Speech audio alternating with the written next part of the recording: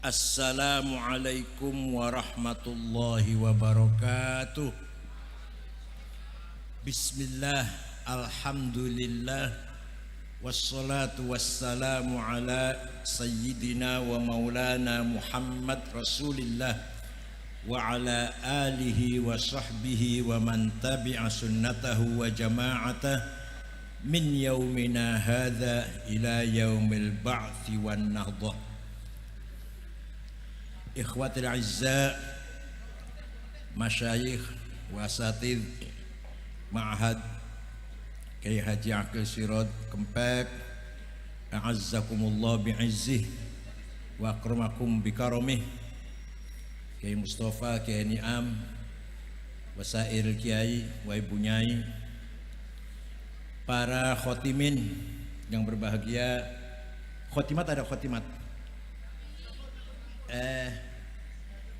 Khotimin yang berbahagia, as'adakumullah bifauzikum. Para wali santri yang hadir, sadati wa sayyidati anisati ashabi wa zumalai abnai wa banati awil khudur. Alhamdulillah, walaupun tengah malam saya masih mendapatkan acara haflatul ikhtitam Alfiyat Ibn Malik dan qiraatul Quran bin Nadhar ya, gak ada bil ghaib. Masih menangi walaupun sudah tengah malam. Alhamdulillah, ma'al iftikhar wa syukur, bangga dan bersyukur kita masih mempertahankan pengajian yang barangkali di pesantren modern, yang akunya modern, sudah tidak lagi diadakan ngaji alfiyah dengan baca Quran mujawwadah.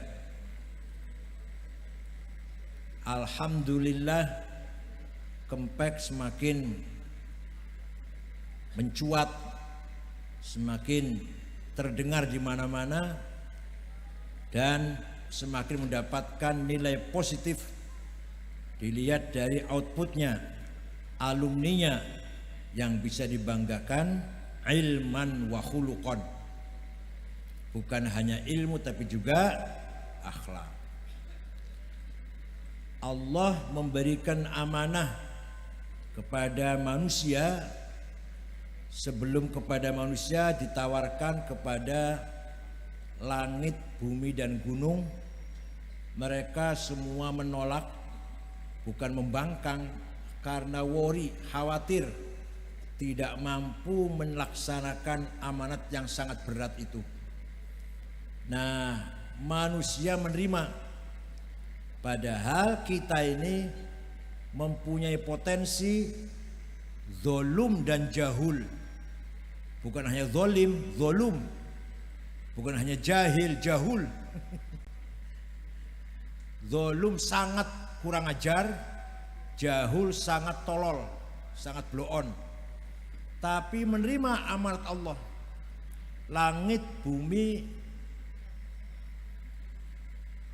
gunung menghindar amanat tersebut.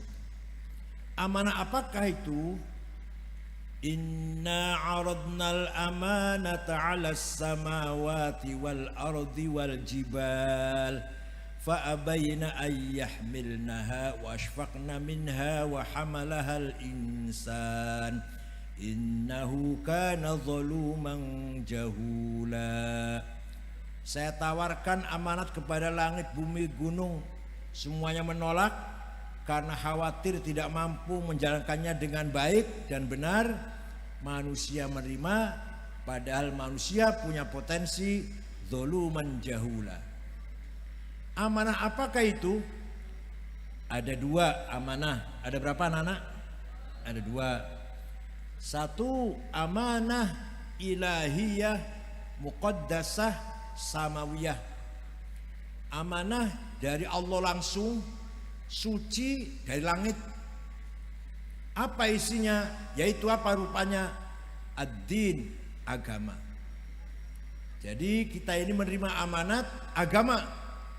Langsung agama itu amanah dari Allah melalui wahyu kepada para nabi. Amanah yang sangat berat sebenarnya. Nah, di dalam agama ada dua. Ada berapa? Akidah dan syariah. Akidah harus kita mantapkan, syariah harus kita amalkan. Akidah harus kita yakini, kita pahami, kita yakini. Syariah harus kita pelajari dan kita amalkan. Itu amanah pertama. Akidah kita Ahlussunnah jelas mengikuti Abul Hasan Al-Asy'ari yang menggabungkan antara nas dan akal. Nas saja dolalun fid din. Kata Imam Qarafi, at-tamassuk bi dhahirin nas dolalatun fid din. Kata Imam Zainuddin Al-Qarafi, barang siapa berpegang hanya dengan letterlek harfiah zahirnya nas akan sesat dalam memahami agama. Ketika Nabi Muhammad membagi-bagi ghanimah yang dihasilkan dari mengalahkan Hunain dan Taif, mendapatkan ribuan onta, ribuan sapi, ribuan kambing, dibagi di Ja'ronah sambil mengambil ihram. Baginya aneh, gak seperti biasanya. Yang senior Sayyidina Abu Bakar, Umar, Utsman, Ali, Sa'ad, Sa'id, Tolha, Zubair, gak dikasih satu ekor pun. Yang mu'alaf, karena itu kan baru saja Fathu Makkah, walaupun konglomerat, dikasih ribuan, bahkan ratusan sapi, ratusan onta. Abu Sufyan 100 onta, konglomerat itu padahal. Mu'alaf tapi mu'alaf. Al-Bakhtari 100 onta. Semua para sahabat yang senior diam menerima. Sayyidina Abu Bakar, Umar, Utsman, Ali, Sa'ad, Sa'id diam, tunduk. Dari belakang ada yang protes, maju ke depan. Namanya Dzil Khuwaisir At-Tamimi. Siapa namanya? Ini ada di kitab Sahih Muslim, Kitabuz Zakah Babul Qismah. Langsung maju ke depan dengan sombongnya mengatakan, "I'dil ya Muhammad." Bagi-bagi yang becus dong, yang adil. Nabi jawab, "Waihak ma'adala al-ardi minni." Celakalah kamu. Tidak ada orang yang lebih adil dariku di muka bumi ini. Yang saya lakukan ini perintah Allah, bukan kemauan saya sendiri. Orang itu pergi, Nabi bersabda, warning, prediksi dan warning lah. Saya khruju min di'i hadzal rajul qaumun yatlunal qur'ana wa la yujawizu halaqimahum hum syarrul khalqi wal khaliqah. Nanti akan muncul dari umat Islam wong potongannya kayak gini, apa? Yaqra'ul Quran, baca Quran, bahkan hafal Quran, tapi wala yujawizu halaqimahum, hanya sampai bibir, tidak sampai melewati tenggorokannya, alias hanya memahami makna literlek harfiah, tidak mendalami makosidnya, asrornya, bahkan tafsir yang biasalah tidak mau, hanya letterlek saja. Wa man lam yahkum bima anzalallahu fa ulaikum kafirun. Barang siapa tidak menjalankan hukum Allah kafir, maka Pancasila kafir, Undang-Undang 45 kafir. Quran dengan Pancasila baik mana? Bela NKRI dengan bela agama baik mana? Itu pertanyaan salah itu. Jokowi dengan Rasulullah dengan Nabi Muhammad baik mana? Pertanyaan nggak usah dijawab, pertanyaan itu salah itu. Sama dengan tanya makan sate, minum kopi, enak mana dengan naik Mercedes? Ya nggak ada hubungan. Pertanyaan nggak munasabah, nggak usah dijawab itu. Ya kalau dijawab ya agak panjang nantinya. Nah ini yang sekarang sedang merajalela. Bahkan menurut Kepala BNPT Pak Komjen Boy Rafli, pesantren yang terpapar radikal berjumlah 198. Saya telepon, kurang tuh Pak. Saya baca belum ada Az-Zaitun. Kalau As-Sunnah ada Az-Zaitun nggak ada. Ini Az-Zaitun nggak ada Pak.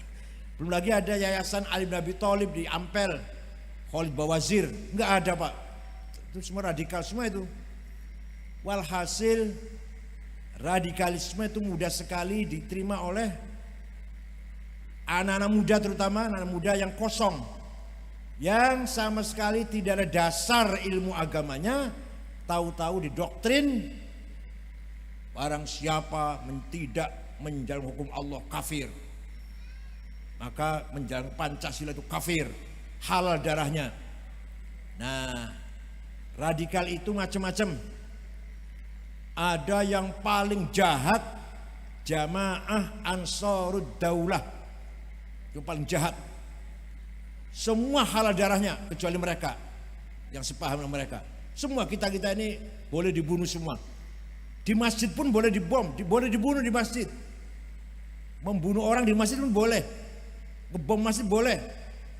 Yang menusuk Pak Wiranto, Jad itu, yang ngebom masjid di Cirebon, itu JAD itu di Polresta Cirebon. Itu namanya takfiri kalau di Mesirnya itu. Didirikan oleh Syekh Ahmad Mustafa Syukri tahun 69.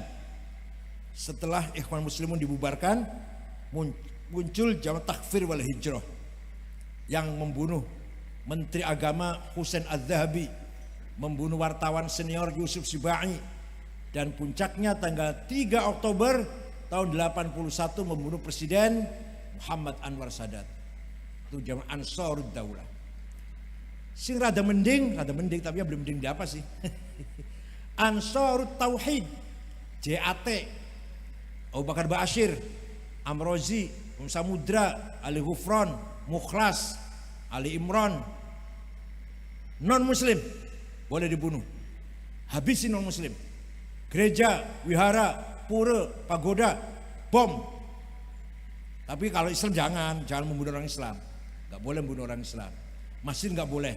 Itu Ansarut Tauhid yang pimpin Abu Bakar Ba'asyir. Nah, yang sebawahnya lagi Salafi Ja'far Thalib, kiblatnya kota mana? Damaj di Yaman, ya, kota Damaj itu di Yaman. Yang paling softnya, paling halusnya lah itu Wahabi. Abdul Wahab paling melarang bertindak keras. Mau idho saja, mau idho. Aja jarak kubur musyrik, Maulid Nabi bid'ah, Isra Mi'raj bid'ah, segala-gala bid'ah lah. Jika tidak ada zaman Rasulullah bid'ah, tapi enggak boleh berbuat aksi menyakiti, enggak boleh. Itu Wahabi. Kita harus tahu itu ya. Di Cirebon banyak. Di Cirebon hampir tiap minggu Densus 88 menangkap teroris. Di Cirebon potensinya masih ada. Di mana? Di Indramayu ada.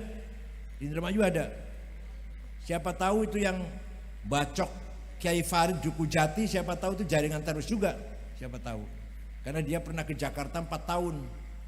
Bukan hanya sekedar bacok, tapi ada jaringan teroris. Nah, dari sinilah betapa pentingnya tafaqquh fid din.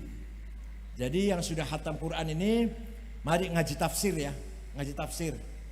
Supaya tahu tentang isi Al-Quran dengan benar, tidak hanya letterlek atau harfiyah mawon. Itu agama harus dipahami dengan benar.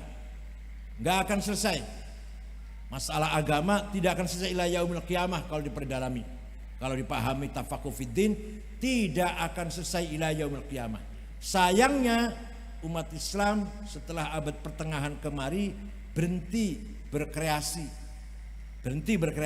Dulu sebelum abad keempat, abad pertama, sampai abad kelima, ulamanya kreatif, mujtahid maksud penggagas ilmu nahwu, Sibawayh, Khalil bin Ahmad, penggagas ilmu balaghah, Amr bin Ubaid, penggagas tafsir At-Tabari, penggagas penemu pertama. Nah, setelah abad ke-6 seterusnya paling-paling bisa menazomkan. Saya sudah dinazom, disyarahi. Saya sudah disyarahi, dihasyiai. Saya dihasyiai, diringkes. Ya Allah, mukhtasar. Jadi mutar-mutar bolak-balik, hanya tidak ada kreativitas yang baru, ide baru, hanya menazomkan supaya dihafal gampang. Nazom butuh syarah, disyarahi. Syarah butuh hasyiah, dihasyiai. Kedawan, diikhtisar, itu menunjukkan mandeknya kreativitas. Sekedar yang ada dinazomkan dan seterusnya itu. Mari, kita ini sudah ketinggalan. Kita masih belum mampu, masih terbengong-bengong. Teknologi pesawat, puluhan ton bisa terbang. Pesawat kan, kalau mana mobil sih pantes lah. Kisah mabur puluhan ton. Heran gak itu? Durung pragat heran, sudah datang digital, internet, satelit. Lebih melongo lagi kita ini, lebih melongo lagi. Paling-paling cuma memakai, kita ini menggunakan. Bukan penemu, bukan penentu, dan bukan penggagas. Kita ini hanya menggunakan. Itulah ketinggalan ilmu kita. Bukan apa-apa. Kita semua membutuhkan kemajuan-kemajuan itu. Jangan bilang, yang penting ilmu agama. Enggak. Kita juga butuh. Masyarakat atau negara butuh kemajuan teknologi digital, kemajuan teknologi internet, butuh, keharusan. Sayang bukan kreativitasnya orang jangan diremehkan, jangan disepelekan, jangan. Masalah besar. Karena kita itu kebutuhan yang sangat primer lah sekarang. Primer. Negara harus pakai digital. Semua lagi pakai digitalisasi semua ini. BUMN, bank-bank. Nah, sementara kita masih menggunakan, sama sekali tidak punya kreativitas apa-apa. Mari sekali lagi, jangan puas dengan khatam Quran, khatam alfiyah, tapi teruskan ya dengan himmah dan azimah. Himmah cita-cita, azimah kemauan. Itu kaitannya dengan amanah yang kedua, membangun peradaban, membangun kemajuan-kemajuan. Muhammadun qaimun lillahi dzuhimami, Muhammadun khatamun lirrusli kullihimi. Nabi Muhammad orang yang himanya besar. Wallahi law wad'u syamsa fi yamini wal qamara fi yasari ala an atruka hadzal amr ma taraktu hatta ahlika duna. Saya harus menang. Itu Nabi Muhammad itu. Kalau Nabi Muhammad buat lagi yang melempem ya masa menang harus melempem lagi. Seandainya mereka meletakkan matahari tangan kananku, rembulan tangan kiriku, saya tidak berhenti sampai mati. Hatta ahlika duna. Itu himmah namanya. Ayo, sing masih nom, adik sensus tua wis. Sing masih nom ayo. Jangan berhenti himmah ya. Mari kita bangun cita-cita. Terserah apa maunya, profesinya apa? Profesinya apa?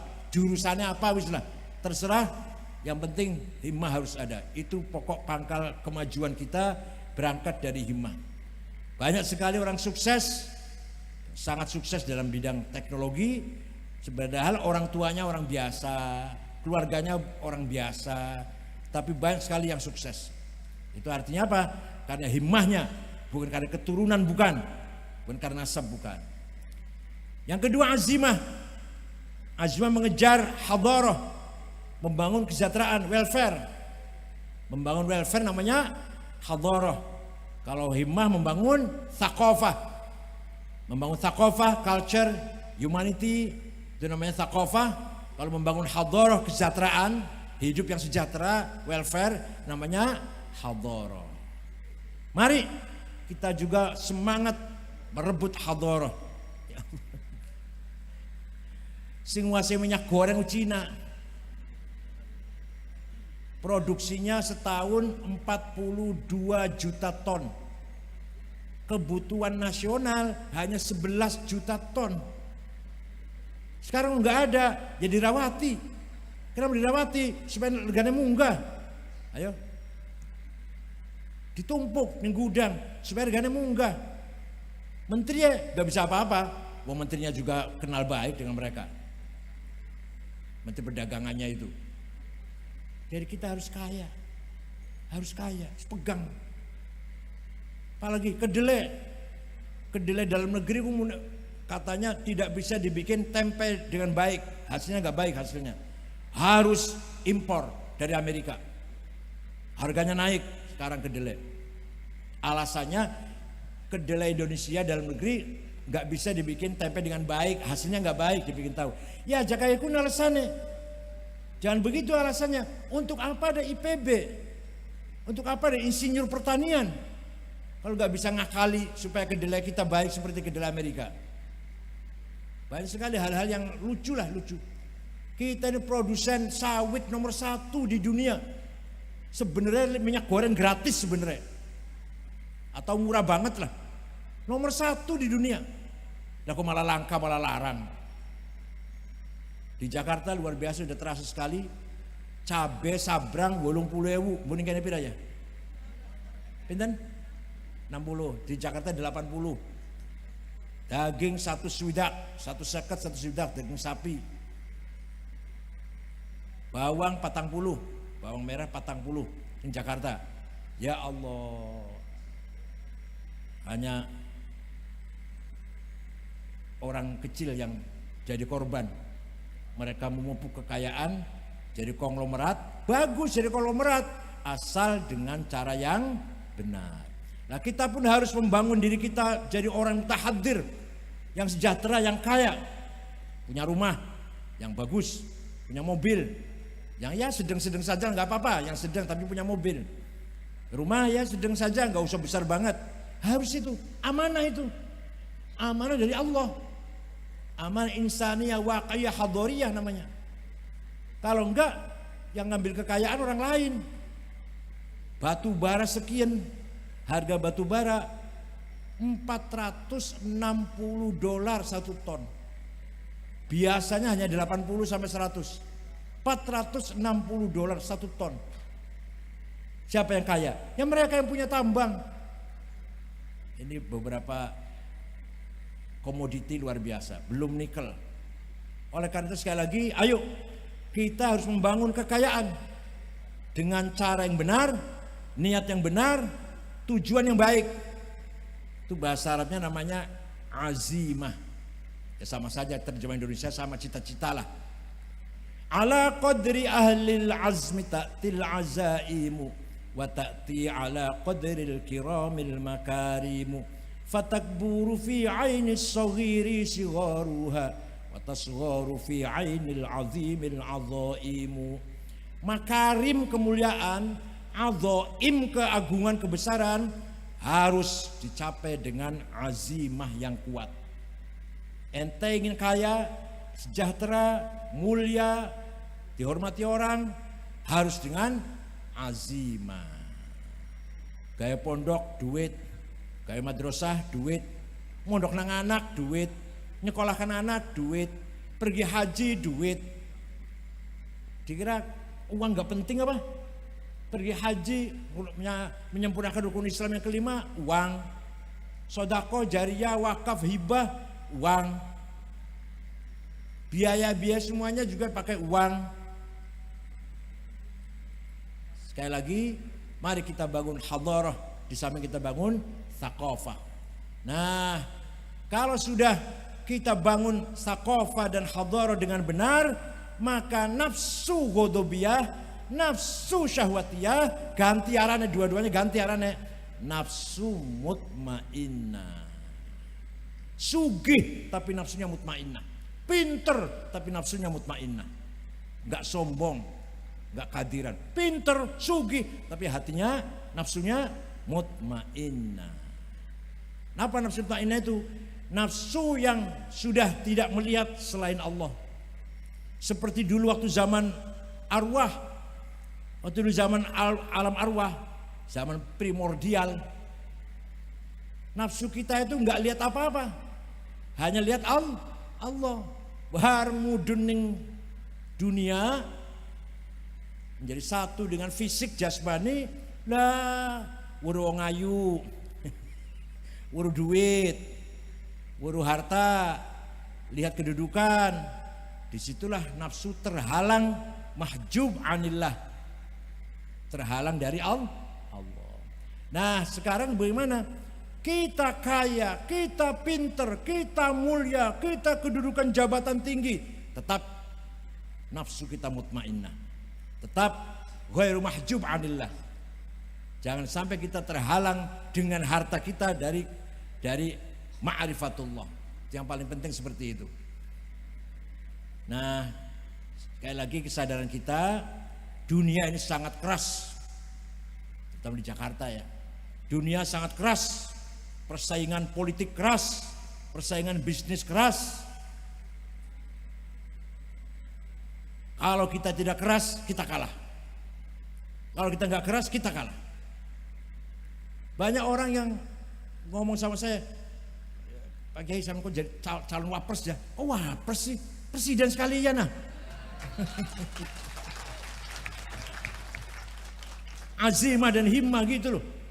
Nah soal koti bayar wapres ya mbu. Tapi dorongnya presiden apa masalah? Dorong wapres. Ada yang nawari ketua majelis ulama, ala gombal. Ketua majelis ulama. Ada yang nawari lagi ketua DMI, Dewan Masjid Indonesia, ganti Pak Yusuf Kala. Enggak. Itu bukan, tidak menjadikan prestasi atau prestise bagi saya. Kalau saya jadi ketua majelis ulama atau DMI sama sekali, karena tidak ada tantangan. Makanya Ustaz, jadi majelis ulama itu disusui, dipakani lah. Jadi nggak ada tantangan. Begitulah DMI. Nah, saya maunya yang menantang, semua menantang. Itu ya. Terakhir, Cung. Ini anak muda ini. Pesan saya agar ente menjadi manusia ideal, satu, riyadhah badaniyah, olahraga penting. Walaupun saya sendiri waktu muda nggak olahraga. Olahraga tuh tabungan, nabung kesehatan. Masih nom olahraga, insya Allah tekannya tua bakalnya sehat, kuat, ototnya kuat, adolat qawiyah. Olahraga, riyadhah badaniyah. Kanjeng Nabi pun olahraga, Sayyidina Umar pun bagaimana? Alimu auladakum birimayah. Ajari anak-anak lempar tombak, diajak olahraga. Ya, gitu ya. Itu idealnya. Yang kedua, supaya sampai umur 65 masih sehat. Yang kedua, olah pikir, riyadhah akliyah. Dengan apa?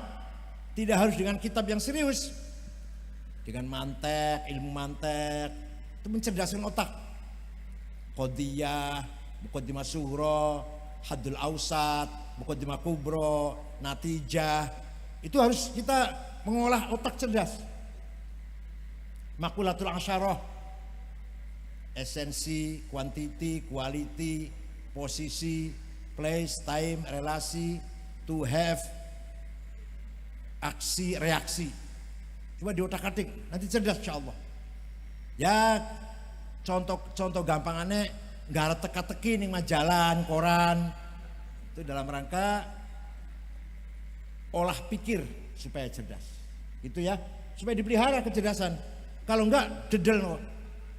Mau nih cerdas jadi berkurang kecerdasannya kalau nggak dipelihara. Dengan apa aja dipeliharanya sih?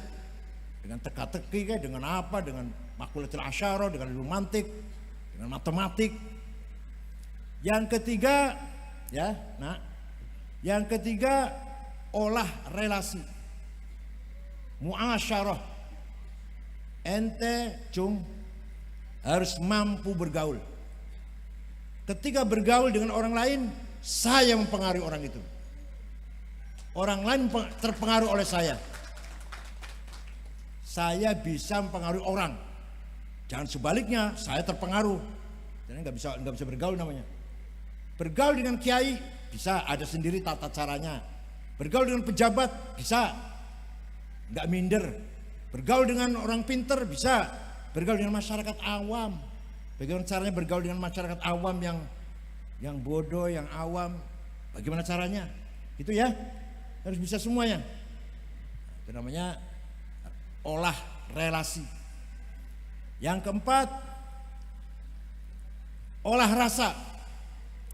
Tarbiyah syu'uriyah, atifiyah.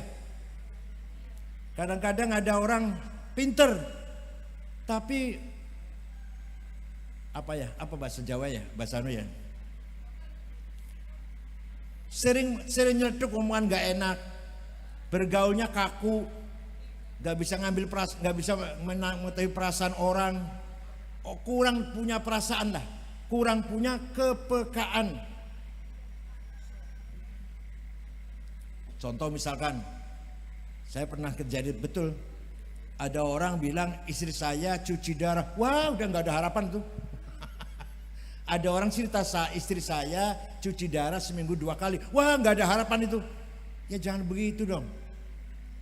Insya Allah moga-moga waras. Itu namanya mu'asyarah bil ma'ruf namanya. Gak ada harapan itu. Ketika jumpa dengan pejabat, kita harus pandai-pandai berbicara dengan mereka dalam bahasa mereka. Dengan kiai bahasa kiai, bahasa santri lah. Dengan pejabat bahasa pejabat. Namanya olah relasi. Yang terakhir olah syuur, olah rasa sangat terkait sih. Yang terakhir tarbiyatir ruh, latihan rohani. Ya selama di pondok sebenarnya sudah ada latihan rohani, tapi kadang belum fokus tarbiyah rohaniyah. Diajak. Jangan dikira cuma orang santri yang bisa tarbiyah rohaniyah. Orang luar juga yuga, apalagi banyak sekali semedi masyarakat kota itu dalam rangka tahdzirul arwah, takwiyatul arwah. Jadi bukan hanya kita orang santri, orang luar santri ada latihan-latihan spiritual. Kita pun jangan ketinggalan, santri kader-kader yang akan jadi kiai harus punya rohani yang kuat, spiritualitas yang kuat. Kiai Wahab, Kiai Ali Maksum, Kiai Mahrus, orang-orang yang spiritualitasnya kuat. Kiai Mahrus kalau sudah zikir, kalau sudah wirid, isya sampai subuh. Kalau udah gawat, kalau udah keadaan gawat, Kiai Mahrus udah nggak turun tuh sampai subuh. Itu pula kiai-kiai yang lain. Walhasil, nah kalau nggak begitu kita ini kalah.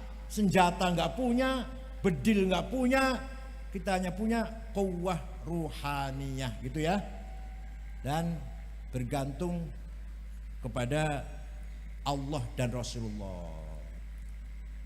Ya khaira ya akramal khalqi ma liman aludhu bihi siwaka inda hululil hadithil amami walayadhiqa rasulallahi jahuka bi idzal karimu tajalla bismi muntaqimi. Wahai orang yang paling mulia, aku tidak memiliki tempat berlindung kecuali engkau, dan engkau tidak akan merasa sempit ketika aku minta perlindungan. Idzal karimu tajalla bismi muntaqim. Rasulullah itu namanya Al-Karim. Ya santun, roman, mulia, tapi bisa muntakim. Rasul bisa jadi orang yang tahu nggak muntakim tuh? Yang keras, yang tangguh. Walaupun pertama sifatnya karim, tapi bisa saja menjadi muntakim. Idzal karimu tajalla bismi muntakimi. Fa inna min judika dunya wa dharrataha wa min ulumika ilmal lawhi wal qalami. Karena dunia dan akhirat, Wadharata itu akhirat. Karena dunia akhirat ini adalah hasil akibat kelomanannya Rasulullah. Adanya dunia dan adanya akhirat. Ilmu lauh, ilmu qalam juga dari ilmunya Rasulullah. Wa min ulumika ilmal lauhi wal qalami. Ini salah satu bait burdah yang menjelaskan betapa besarnya dan betapa luar biasa kita bisa mengambil nur Rasulullah, mohon syafaat Rasulullah ketika kita membangun ruhaniyah kita. Kita nggak usah contoh Kanjeng Nabi lah, kalau Kanjeng Nabi sih luar biasa wis. Sayyidina Umar suatu ketika sungai Nil di Mesir asat. Biasanya dulunya waktu zaman jahiliyah, kalau sungai Nil surut tandanya minta tumbal. Perempuan cantik dikasih perhiasan, pakaian, gelang kalung, dilempar ke sungai.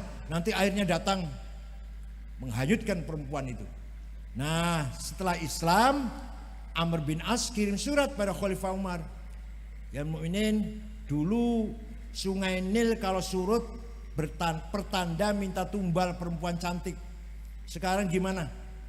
Sayyidina Umar ambil kertas, ambil pulpen. Yang saya hormati saudara sungai Nil, jika kamu mengalirkan air lillahi ta'ala, mengalirlah. Tapi jika kamu mengalirkan air karena ingin tumbal wanita cantik, enggak usah ngalir.